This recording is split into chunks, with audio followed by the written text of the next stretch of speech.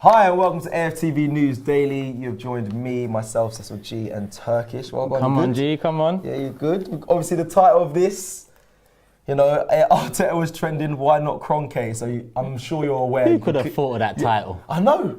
Who could have thought of that title? Turkish here talking about that. It's crazy. It's crazy. But yeah, I'm going to get straight into it, guys. There's no point wasting time. At half-time during the Hibernian, smashed it. Hibernian game, at half-time, Arteta Out was trending. Now, I want to get you guys' comments and thoughts on that. For me, it does surprise me. I know everyone says people have their opinions, but to see it trending, that's a big thing. A lot of people saying Arteta out. And the reason why it surprises me as well, Turkish, because I did the fan cams. If you're not aware, go see the comments. A lot of people saying, listen, stop getting so outraged. It's the first pre-season game. Give them a chance. But for that to be trending contradicts all of that, because a lot of people were saying Arteta out at the time. So we're going to deep dive into yesterday's performance and get some comments and do some stats, because obviously we didn't get to do full-time warm-up because it is only a pre-season game. But your thoughts on Arteta out trending at half-time? And not Kroenke, actually, obviously, because you're probably going to say the root of all the problems would be Kroenke. So why is everyone diverting their attention to Arteta, even though I think personally Arteta may not last too long? You know what, I do think other fans of other clubs play on this as well. So I think as much as it was trending, I just don't understand why it wouldn't be Kroenke. Hence why I'm thinking that there are fans of other clubs that are, jumping in with the jokes and banter that Arsenal have become to add to the hashtag Arteta out, get it trending as well, and make us look more of a mockery than we are, which is a difficult thing to do. For real, will you get messages from your friends and that about this game? Because I'll tell you, even my boys, they don't support Arsenal. They haven't got signed up to the Arsenal website to be able to watch the game. They were like, "Right, says Hibs, yeah, you want to lose to Hibs?" And I had nothing to say, bro. Yeah, you know what? It's pre-season. It doesn't really tell you much in terms of the results. So I'm not vexed off the Hibernian result. I'm vexed that we didn't go into the game well prepared. Correct. Fair. I'm vexed that it's another pre-season where there's a lack of proactivity going into the transfer window. That's what I'm vexed about. Okay, so that's why you think that's not being prepared is the transfer window. Because I was going to say there was players in that team, like Aubameyang and all that. They've been training in pre-season. I've seen videos of them. I've seen Willock. I've seen Lacazette. I've seen them doing their own pre-season. So you'd think this would be a calm game for them, but again, we struggled. You'd think that they'd show some fight and heart and passion and determination, because listen, as much as I'm vexed about no new acquisitions, there's not enough of a shake-up yet, players in, players out. The players out there, at least 50% of them should be fighting for their place in the team, should be fighting for their role at Arsenal Football Club, but we didn't see none of that from them. Even though there's a lot of them out there that I don't expect much from. No. Yet again, you've obviously got another chance this summer, this pre-season. Some players don't even get that chance. William Saliba in mind. Yeah, we've got Rangers Saturday. William Saliba hasn't had a pre-season with us. That's true as well. But some players keep on getting it. But they keep on letting us down. The players that we had out there against Hibs, we should have won the game.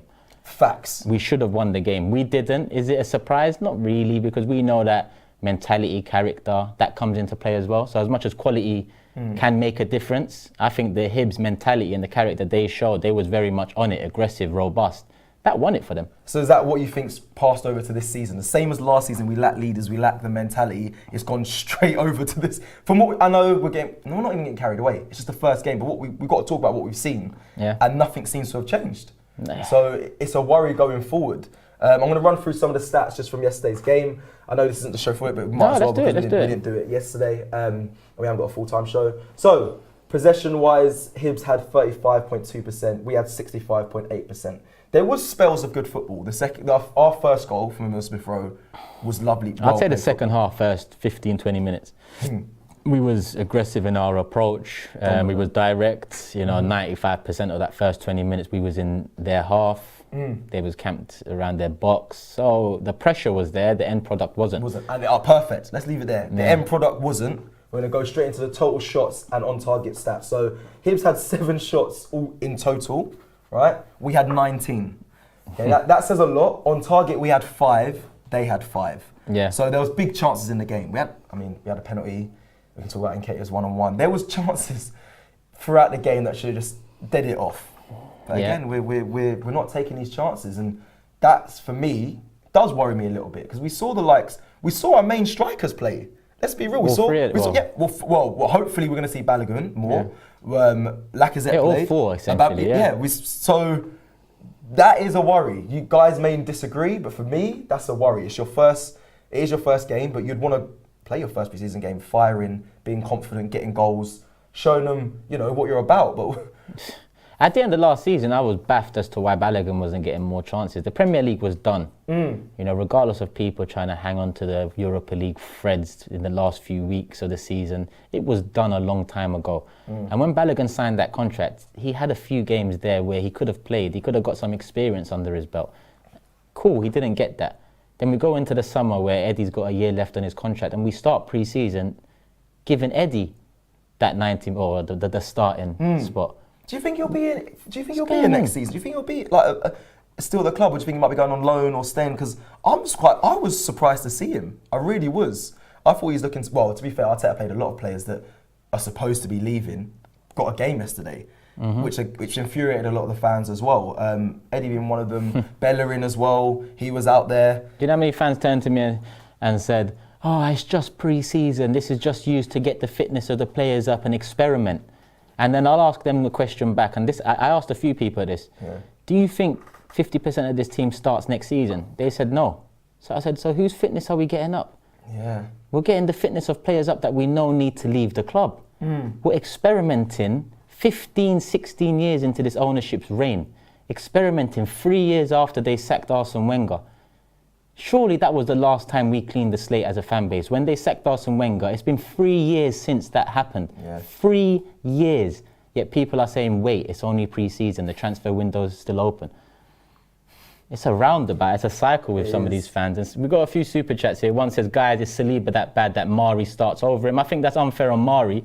I actually think Mari's a good defender, but I will mention that Clark started. I will mention that Rekik came in off the bench, and these are young central defenders. And obviously, the reason for Saliba that's been given is, he's not ready, whatever it is. But essentially, what it looks like to me is some of the Instagram and social media stuff that came out last season has worked against him, and I don't think he's part of Arteta's plans. I agree. I actually wish they'd be a bit more honest with us about this, and maybe we can trust them a bit more. But again, you're showing a lack of honesty. A few weeks ago, you said Saliba was part of the team. He's part of the plans for next season. That came out of Mikel Arteta's mouth. Lo and behold, the first pre-season game, it's announced that William Saliba's heading over to Marseille. Arteta can be quite ruthless, though, in the sense of when Aubameyang was late for the derby, he didn't play, he dropped him. And that just goes to show that he doesn't ramp about. I think the social media comments that were made did affect, like you said, Saliba, because that would annoy me as a manager. I'm sure it probably annoyed him, and he might be like, do you know what, you will never play for this club. I've had that told to me before. It's the most painful thing to hear from a manager. But that might have been said. I am speculating. Don't go crazy. I am speculating. But he can. Arteta does show that he can be quite ruthless in some circumstances. He does. And some he's got right. Some it looks like he's got wrong. And we talk about them equally. There's no point in painting a positivity picture when it's not all positive. True. Which a lot of fans like to do. We got Dane here that says, Turkish, why Kroenke out? How long you got, Dane? The board is the issue. Give a few extra million and sign the players we need. Xhaka for Kante, what a disgrace. Well, we'll start there. Xhaka for Kante. That was Wenger and Gazidis. That was essentially the turnaround of spend some more money, Kroenke, to, okay, you're spending some money, but it's not being shrewd enough. Yeah, true. So, okay, Xhaka for Kante, that's an example of stupidity, I'd say. We got rid of Wenger and Gazidis, yeah? Or we got rid of Wenger, Gazidis moved on. Then we had Sven Mislintat, we had Raul, we had Emery. Now they're not here. And some of the players that they brought in, like Guendouzi, like Torreira, like William Saliba. Oh yeah, they're still a 2-year turnaround, now we're seeking to get rid of them. So when are we going to now realise that we can't give them chance after chance to get these positions right? First and foremost, their first mistake was leaving Wenger and Gazidis in charge for too long. That was the first big mistake. And when I mean too long, I mean it maybe 5, 6, 7 years too long. That mistake dragged. Wow. And it was only Wenger's name, reputation and the history that he brought to the club that held it all together in a sense. Facts. Then Emery comes in. Okay, I get it. Like I said at the beginning of the video, we cleaned the slate for Kroenke. He finally done what we all thought he needed to do, and that's get rid of Wenger. He brought in Emery, who's a manager that's done stuff. I give them credit for that because Emery won the Europa League a couple times. we was in the Europa League. He just got sacked by PSG. That was the level of manager we went for. I was okay with that. But it didn't work out. Now we're fixing the mistakes of 2.5, 3 years ago. We haven't even touched on 5, 6 years ago. Facts. Xhaka Kante. So Xhaka Kante was a mistake, but 3 years later we're making the same mistakes again. That's why it's Kroenke out. There's more to Kroenke Out as well. Like Vinay is not experienced enough. Sorry, Cesar. Vinay is not experienced enough. Edu's not experienced enough. Arteta's not experienced enough. If I'm a business owner, if I'm the CEO of a business, what sense would it make to have inexperience amongst all the important positions in my company? That I'm paying money to. That surely shows that I don't care enough to do my due diligence, not only on players, but the people that are in charge of the players and the recruitment and whatever else. Inexperience throughout. Richard Garlick's coming, and yes, he's got a bit of experience, but if you look at Richard Garlick, he came into West Brom when they was promoted, he left West Brom when they got relegated. That doesn't bode well for me. I've given him a few weeks now to get negotiations done. I haven't really heard He much lost from that him. to Buendia. He lost out to Buendia. He can't get Ben White over the line. Yep. Lokonga's just been more or less announced by Fabrizio Romano. But essentially, we're talking about players here that, okay, one will slot into the first team. Lokonga's going to be a backup. Be Ben White, wouldn't it? If he comes. You know, I just don't understand how someone can ask why Kroenke out. Or the Partey as well, we're still waiting for him. Richard Garlick, in my opinion, I haven't heard much from him since he's been here. I know he's trying to do his negotiations, but I haven't heard much from him. On top of Kroenke Out, like you said, there's loads of things. The Rams stadium being built for, what is it, 5 billion or 4 billion, no investment into this club. He doesn't care about Arsenal, he doesn't care. It's clear. He says he wants to connect more with the fans, never turns up, sends his son to do press conferences or conferences with the ASTs. Like, there's no trust in there. There's no care or want to succeed at this club. I was on Twitter Spaces yesterday, and someone mentioned that another Arsenal fan said to them, like, we've got to give Josh a chance. He's obviously passed the reins on to Josh. Do you think I give a shit about who's the face of the KSC ownership at Arsenal? He could pass it to his wife, his cousin, his uncle, his auntie. I don't care who it's passed. They're all the Kroenkes, and they're all poison. Now, we've got a couple of super chats here from Nero, and he says, Cecil, you hit the nail on the head when you said, hopefully we'll see Balogun. This clown would rather play Eddie or Willian. That's why. Hashtag Arteta out. And we've got another one here from Nero that says, is it safe to say the Spotify bid was a big PR stunt? Did you know Daniel Ek before? If you're serious about buying, why would you make every move public? I disagree with that. I do as well. Personally, I actually believe Daniel Ek does want to buy the club. I really do. And that's one from the sources that I've spoken with Robbie and the sources he has and how close he is to that, and that he is serious about it. And it's clear he's got a consortium on board as well. I don't think it's all a PR stunt. I think Spotify's doing well enough. Yeah, it might boost a little bit of sales, but he hasn't yet bought the club, and he upped his bid from 1.8 billion to 2 billion. So it's not just all talk. I think he generally does want to, and we want to see that. It's just the Kroenkes being stubborn and destroying the club and not wanting to sell it because apparently they don't need the money, but we don't see any of those funds to better the club. Yeah, this is big money, this is big business. That's why it's not going to be done overnight. It was never going to be done off the back of one protest or two protests. It was always going to take time. Now, I'm someone who's been banging on this Kroenke out drum and put more pressure for years. So for me, the end of the season, I look at it as progress. Yeah. Although some would look at the Everton protest and then the Brighton protest and think to themselves, well, that's going backwards.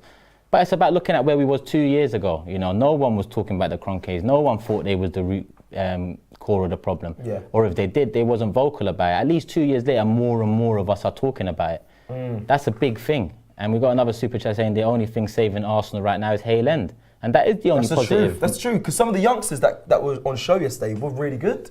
Really good, made a really good account of themselves.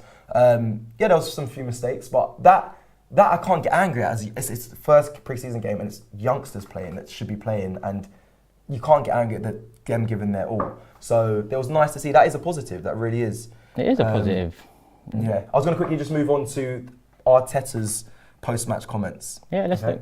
So let's get into this. I'm going to hear what you have to say about this. So Arteta said after the game, well, I'm always disappointed when we lose a football match, but it's the first game. We played with many kids and we only had 4 training sessions, Arteta said after the game.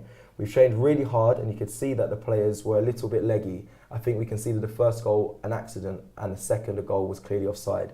We created many, many chances, but we didn't score. That's what pre-season is for, to take things that we haven't done well into training session and then improve. So that is Arteta's comments.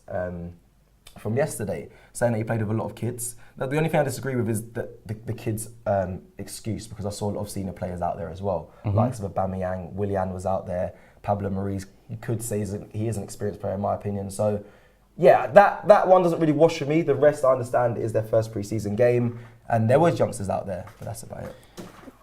Arteta's press conferences are just getting worse and worse, in my opinion, because as we see from everything that unfolds over the last few weeks and months since the season's ended, his words don't really mean much. Saliba's part of our plans for next season. I'm fully backed, and so far we've got rid of Saliba and we haven't bought anyone apart from a backup left back.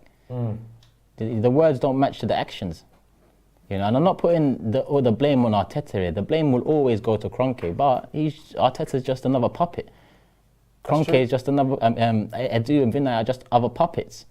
So if you want to talk about the puppets, we can talk about the puppets. But if you think I'm not going to lead back to the person who runs these puppets, the one that's got his hand up their arse and telling them what to say, I'm always going to relate it back to that. Agreed. Now, the thing what really frustrates me here is that Arteta has been, there has been some mistakes in the games, and that's not down to Arteta, but there is still big problems. I'm going to quickly talk about pre-season, or pre-season. When I was a player, Turkish, before pre-season, that was the time where you get in the most work. I went to Jamie Lawrence Training Academy, everyone used to go there, all the top professional footballers, pre-season to get fit and be sharp. It's the best place to go. Yeah. So when there's excuses, we've only had, they're not fit. I mean, I saw Bellerin look like he put on a bit of weight, and Willian, I know that may be due to just being off, but for me, that's not acceptable. When I was a player, I had to do pre-season to be sharp, be better than everyone else. I had to fight for my sport. Like you said, I didn't see any heart yesterday. It's like they didn't even care if they lost or not. Like, that's what annoyed me. Like, it actually really infuriated me, but I just tried to stay calm, obviously do my interviews. But that is one thing I just don't get. I don't see it in football anymore. Like, people wanting to be the best. Yeah. They want the best player they can be. Doing extras, staying 3-4 hours after training, doing pre-season. Like, I don't see that from the players at Arsenal at the moment, and that's worrying. Like, don't these men want to prove us wrong? Yeah. Or prove someone like me wrong? Like, that's what I'd love. Go out and prove me wrong. Yeah, show some heart and balls and fight. And the Hibernian result is nothing. I remember a couple of years ago, 2019, wasn't we playing like Real Madrid and Bayern Munich and stuff like that? And I think we got 7 points out of 3 games, and then we finished the season 8th. So pre-season results don't necessarily matter, but your application does, your performance level does, your fitness levels do. There you go. Your appearance, it all matters. You're being judged now, and you know that being at Arsenal Football Club.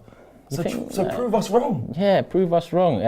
Obviously, here says, with a super chat, players, board and manager have changed since 2011 when they finally got majority. Only constant is Kroenke, 0 championships for any of their teams. And also right now it looks like there's some sort of legal action being taken over in America because of the way he moved the Rams. It's the Rams he moved, right? He moved out of their local spot to build the stadium. Right now I believe he is getting sued, or the NFL is getting sued for their part to play in it. So serious? Yeah. I didn't hear about that. I know they moved it, which I know the local fans were absolutely massively outraged about, but blimey, geez, there's another super chat going popped in. Dane, again, love for the love, Dane. I'm in the give Arteta a chance scenario, so give him what he needs.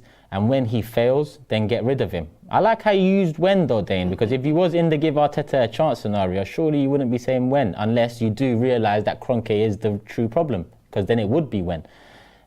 Which goes back to board members. Listen, whether you are Arteta in or Arteta out, or you don't give a shit about the manager right now, which is where I'm at. Oh, you don't? Oh, is that where you're at? Because listen, it's not about the manager right now. It's about Kroenke, I know, but I didn't know he was. But I don't give a shit. He shouldn't have the job. Okay. He shouldn't have the job. But essentially, I'm not going to bang on about Arteta when I know where the true responsibility lies. Okay, cool. So if you're Arteta in or if you're Arteta out, we can still align. Because if you're Arteta in, you want this board to give him the best possible platform, the best possible funding, the best possible transfer window for him to succeed. So if you're Arteta in, put pressure on Kroenke. If you're Arteta out, then it's the Kroenkes that brought him in. It's the Kroenkes that brought in a manager that wasn't a manager. He had no experience, and around the time he was brought in because we didn't have funds for a top level manager. Let alone funds, probably not the ambition either. So if you're Arteta out, then get on to Stan Kroenke. bickering between ourselves all the time about Mikel Arteta or Edu or Bellerin or Xhaka. Yeah, it's jarring. Yeah, it's jarring. I'm tired of talking about these men. It's true. And if you're Arteta out as well, you want to put pressure on Kroenke anyway, because he's keeping him in the job, I would say, because he's a yes man. Because Arteta will protect Kroenke. You've got to be a yes man to be in a position high above at Arsenal Football Club right now. So Vinay, Edu, Arteta, yes man. I don't think Emery was a yes man. And some of the things he said, look, Wenger for years told us going into transfer windows, both summer and January, that we'll be going for world-class talent and we'll be looking to improve the squad. That was literally the rhetoric every transfer window, yeah? He goes, Emery, 1st January transfer window, 1st of January, I remember he comes out and says, we can't buy any players, we can only loan players. For me, that was everything at that time, because it was like, fucking hell, what I've been banging on about for years, finally someone at the club has said it, because Wenger protected it all. You know, we all knew we didn't have the money under Wenger, but he told us we did, and he would only spend it on what he believed was world-class talent. So in the end, he had to go. Emery came in and told the truth. He came in and said, we ain't got no money, we can only loan players. He used his own link to loan Denis Suarez that time. It didn't work out, but where the fuck is the people that's meant to be doing the job above him? And then his contract, he gets sacked, and he comes out and he talks about Fabinho, he talks about Partey, he talks about Maguire, Zaha, players he wanted that he didn't get. So we got a bit of truth from Emery. I wouldn't call Emery a puppet. His language barrier, I think, was a problem in communicating to us what the bigger problem was, even though we still got sound bites from him that show us he knew ownership lied above. But from Wenger and Arteta, we don't get that. Arteta just fallen back in line. And when he got given the manager role last summer, it just makes me think, was you given the manager role to just shut your mouth even more and just enjoy the ride? It looks like it. Because then you have a season as bad as you've had, and there's no talk about you being sacked. That's what's worrying as well. No one's talking about that. We're looking at signing stuff. No one's talking about. But it's not Arteta's fault. Yeah, no, it's not Arteta's fault. His job is not up. It's not the owners. So, like I said, Arteta in, put pressure on Kroenke. Arteta out, put pressure on Kroenke. If you don't give a shit about Arteta, then you're in the same position I am, fed up with it all, get on to Kroenke. That's the only 3 positions you can be as Arsenal fans. Yeah. Dupetit says you can't be complaining he is getting backed when he says the board will back him, and he clearly is not. So I think they're just saying there that we can't be complaining about Arteta because he's not being backed. But then have you seen that? Say that one again. Say that comment again. Sorry. Hold on, here we go. Here, this one. You can't be complaining You can't be complaining that he's getting backed when he says the board will back him, and he clearly is not. Yeah, 100%. And then you criticize Arteta for that. You realise that he's a puppet. But if he was the one to take the fall here, we all know Kroenke is not going to bring in the manager we want. Definitely not. Definitely, he's going to look for another puppet. Exactly. So essentially, asking for Arteta to be sacked next before Kroenke would further clean the slate. Would further clean the slate, because. And we'll go back into the cycle of. Listen, let's just say December comes, we're 7th, we're 12 points off top 4, Arteta gets sacked. The new manager comes in January, and that new manager says, I need to look at what this team's about, I need to make my own decisions and move forward. You'd have to understand that. Yeah, of course. Like, as a fan, of course, you've got to give. Not as a fan, but as, let's say, if you take yourself back and say, if you was given a role where you had staff that were underachieving, but you came in and it's the whole staff underachieving, you'd have to give them a chance, because you can't completely do it then and there. That essentially cleans the slate for these players that have let us down time and time again. We're not giving them another chance, but a new manager will. Yeah. And that's what I don't want. I don't want Arteta to be the next sacrifice before Kroenke, when in reality the next manager will come and say, hey, Bellerin might be good enough, let's give him another chance. Right now we still got Xhaka, he might be good enough, let's give him another chance. You know?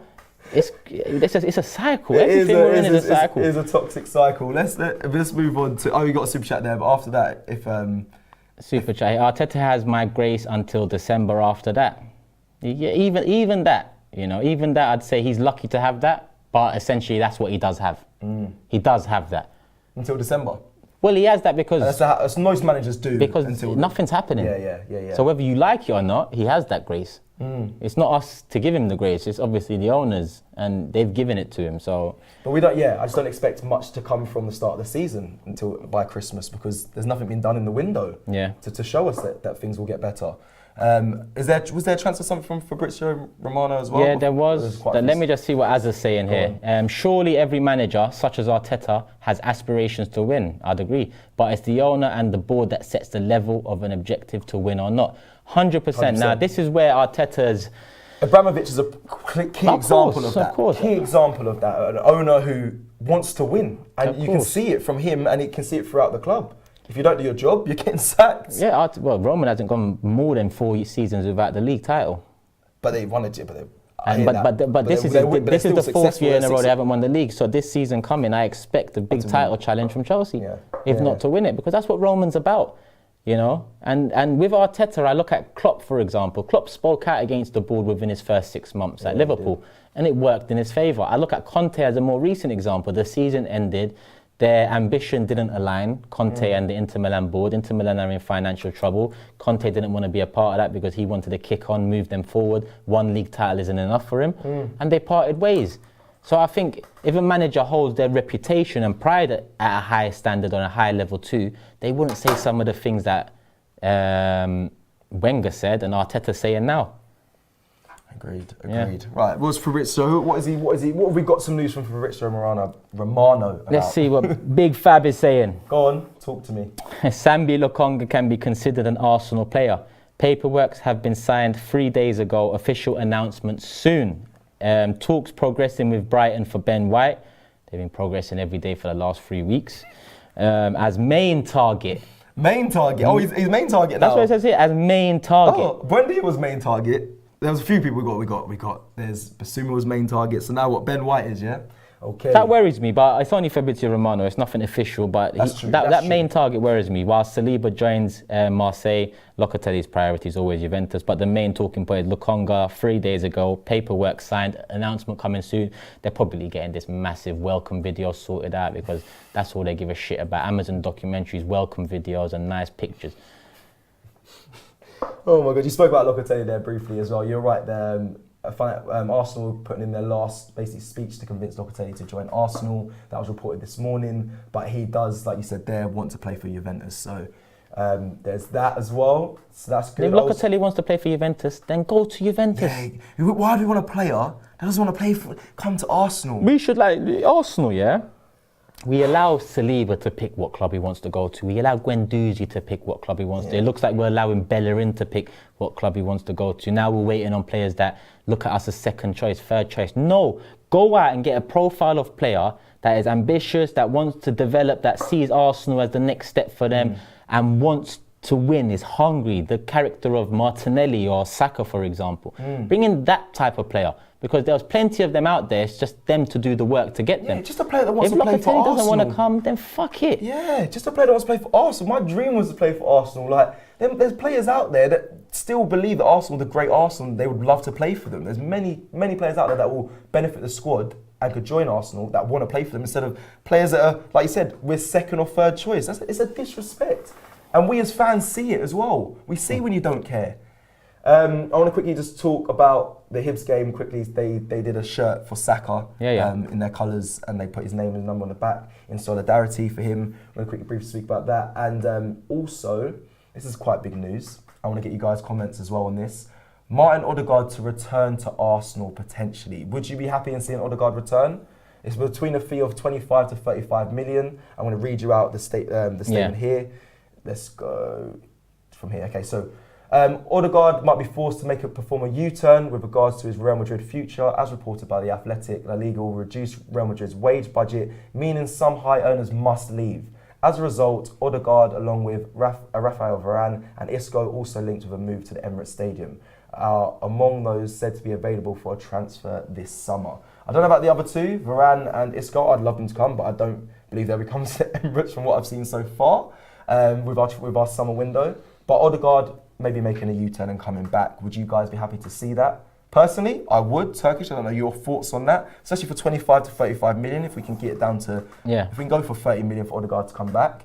If that's true, then it makes sense. I mean, if we're in financial trouble, the wage bill's been cut, and I know La Liga do that kind of thing to help sustain the clubs for the next few years. So that makes sense. So if the opportunity is there, listen, Real got a few players they can sell, so it just depends on who they prioritise If he's available at that price, you go get him. Fair. You go get him. You do. And he's saying he wants a permanent move, so he doesn't want another loan, which I think was a bit more of a risk. He doesn't want a loan. He wants to be a permanent deal if he does come back. So that's interesting. People are kind of saying no. I see a few no's, a few yeses. Yeah, it's a bit mixed. It is mixed, but again on that publication as well, they're saying that he's reported to be 25 to 35 million, but James Maddison is reported to be 60 million. Is it a cheaper option? Odegaard, are they similar? Look, Georgie here, Leicester City fan, says Odegaard better than Maddison. Big up Georgie as well. A big supporter of my channel and this Big Six show as well. Okay, yes, so that's a... Listen, in all honesty, I don't think that is an outrageous statement. You know, I don't think that is an outrageous. Big up Damien as well. I see you in Jamaica, my guy. Come on, I see a lot of people from my channel here, so I love to see it. Hit the like button, people, if you haven't already. How many likes we on? Yeah, how many likes we on? 300 likes. Is that it? Get that up to at least 700, 800 people. There's nearly 4,000 people here. What's going on?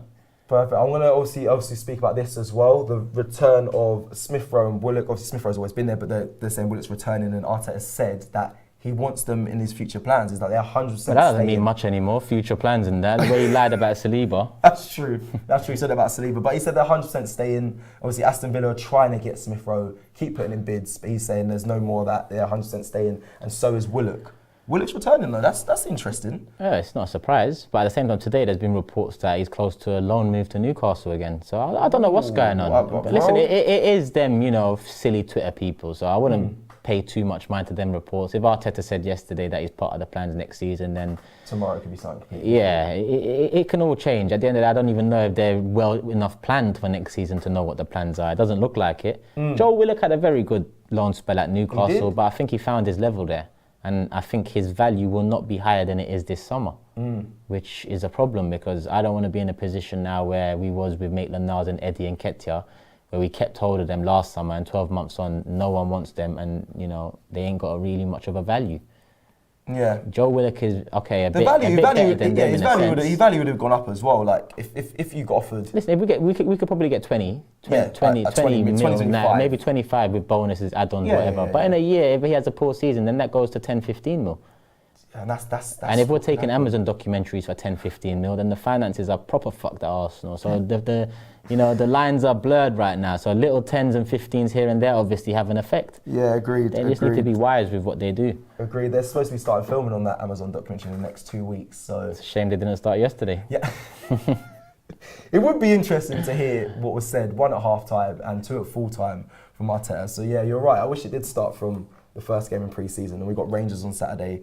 I'd be very intrigued to see what he goes with there, because obviously in the game yesterday he put 2 different teams in the first 45 and the second 45. Yeah. The only one to play the whole match was Pablo Mari, who I thought weren't too bad in my opinion. So it'd be interesting to see what he goes with on Saturday.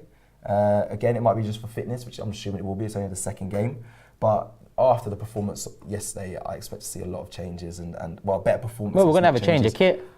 Oh, we're going to have a change of kit? That's true. Yeah, that's for sure. When's that supposed to... Well, they're going to be wearing the new home kit on Saturday, but I don't know when they're going to release it. I'm assuming Friday then. What other fan base, is toyed with like us? Look at the Emil Smith Rowe pictures yesterday. Like this, and then pictures like this, and stuff like, come on, man. Wait, do that one again? Do the last one again? No, the other one's one of them bad B poses, man. It's like, come on, man. Like, what other club plays with their fans like this? Last year, put in that sand timer because of Oba's contract and stuff like this. Stop playing with us. Stop playing with us. But then the fans lap it up, retweet, like, share. Oh my God, Emil's number 8. Oh my God, Emil's number 10. Oh my God, this. Who the fuck cares about numbers if we're not fucking challenging or winning shit? Yeah. Why are our fan base so infatuated with chasing Addison Lees, tracking flights, numbers of our players? Why are we played with like this? Because we allow ourselves to be played with like this. It's true. No, it's true. If any other fan base allowed it, those clubs would do it too.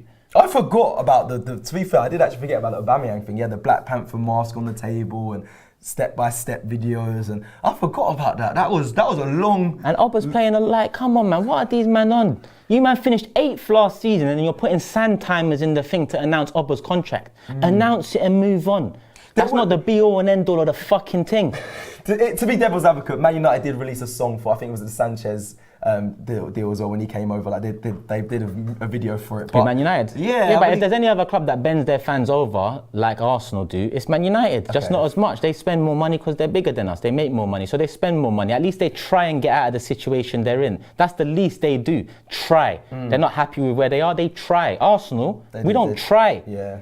And they're doing it. It becomes a mockery. It does become a mockery now thinking about it. And it's very interesting. I mean, you think I give a shit if Emile Smith Rowe is 8, 10, 32 or 67? I don't care. I don't care. Yeah. I care about his development. I care about his performance next season. I care about the platform we provide these young players. I don't give a toss what number these are. We gave 10 from Bergkamp to Gallas. We gave 14 from Henry to Walcott. That's when numbers meant fuck all to me. Facts. That Walcott one, that one stung me. Until we have players well deserving of it, every player should be 12 upwards. There should be no 1 to 11 right now. I wonder what they're going to do for Ben White if he signs. I wonder what big video they're going to do for that. That might be a mad one, you know, from the Brighton seaside to North London. Picture that, you know, the promotional video. No, you're not on board with that? They can't do a promotional video for Ben White. There's no source there. Don't put it past this club. When you sign a guy like Sancho or Pogba or someone like that, I get it. It comes with, there's more to it, you know. There's immediate shirt sales. There's immediate, like, fan... Yeah, there's promotion for that. They pay into that, of course, but... Can't do a video of Ben White. Alright, what are the comments saying? So, we're going to probably try with Lokonga, to be honest. That's why he signed 3 days ago. They can't do that. No offense, look, I'm not happy that you've signed. Congratulations and welcome. But a promotion video would be a bit mad. Would be a bit mad for that. Anything in the comments? Yeah, let's see. Leonard here says, Turkish, you're an older fan. Not all fans need to be like you. The younger fans enjoy things like numbers and T's and signings, and they should be allowed to enjoy it. If you don't enjoy, ignore. Well, it's hard to ignore when it plays a part in the manipulation of our fan base. It's very hard to ignore it. Like over the last, since the Kroenkes come in, like we've talked about this before, when the Kroenkes originally come in, Arsenal had everything. We was winners. We had a new stadium. We had legends in the side. We had young players coming through, Fabregas being one. We had a lot of history, culture, tradition, community, clout. We had a lot of clout. Come fast forward 17 years, the only clout, remember we only have the London clout left. But we also have the fan base. So these men must have looked into the numbers, Kroenkes, the boardroom, all of that. And the one steady number, the one steady factor from the beginning of Kroenke's era to now is the fan base. We've been steady in our 100%. Support. We've continually supported. We continue to be hopeful, believing.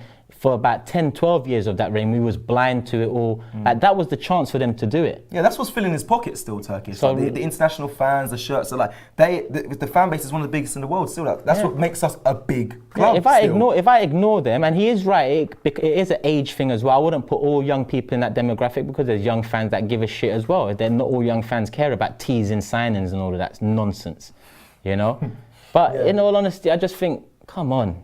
Come on, like if I leave them to it, then the club will cater to them, not to fans like us who fucking care enough to be emotional after a pre-season game. You're right there. Like they're not going to care about us. They won't. They'll say, they're probably saying that now. They're definitely saying that at meetings. Forget the old generation. They said it, the legacy fans.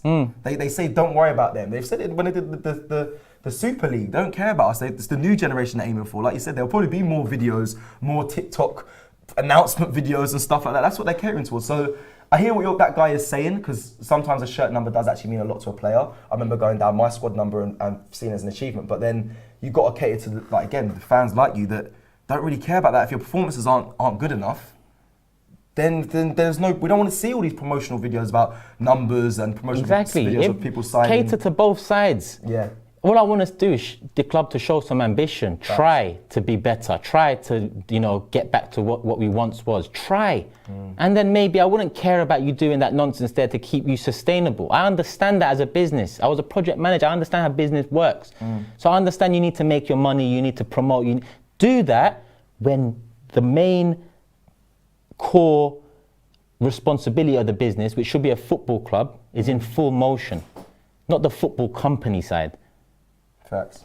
Facts. It's annoying. All right, guys. Well, we're slowly coming to an end of this show. I just want to say before we go, Robbie's documentary "Football Fans Under Their Skin" is now available on Prime Video. He didn't actually say much about this at all. I saw it on social media, but I haven't spoken to him about it. But you can go watch that now on Prime Video. A deep look into football fan culture, and alongside with Robbie. So go check that out.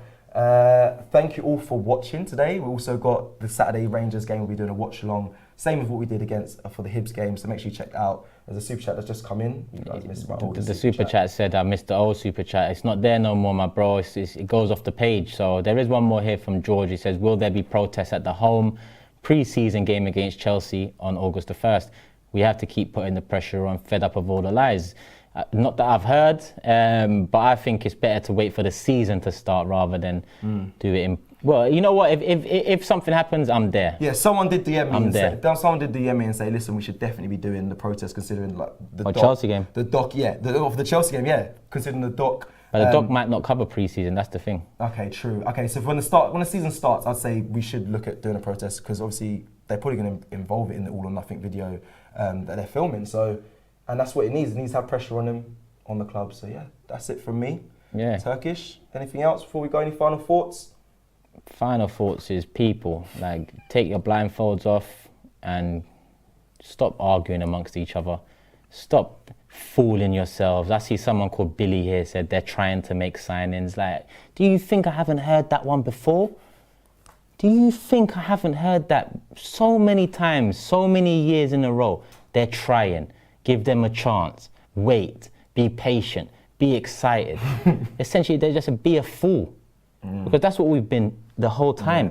Fools. Be manipulated. So stop being a fool. Yeah. Open your eyes.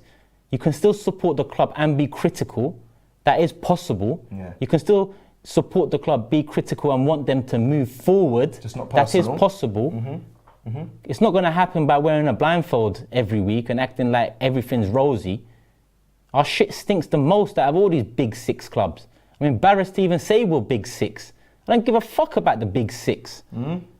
It's Arsenal I care about. We're the big six because... So open your eyes. We're the big six because of us as a fan base. That's the only reason. If we didn't have such a big fan base, I don't feel... Yeah, we wouldn't be big... And our history. But again, without that, we wouldn't be a big six club. Come on, people. We're not even big. We're just about big eight. And if you want Kroenke out, hit the like button now, people, before we go. Let me hit that right now. Thank you all for watching. We'll see you again very soon. Take care. Love and peace.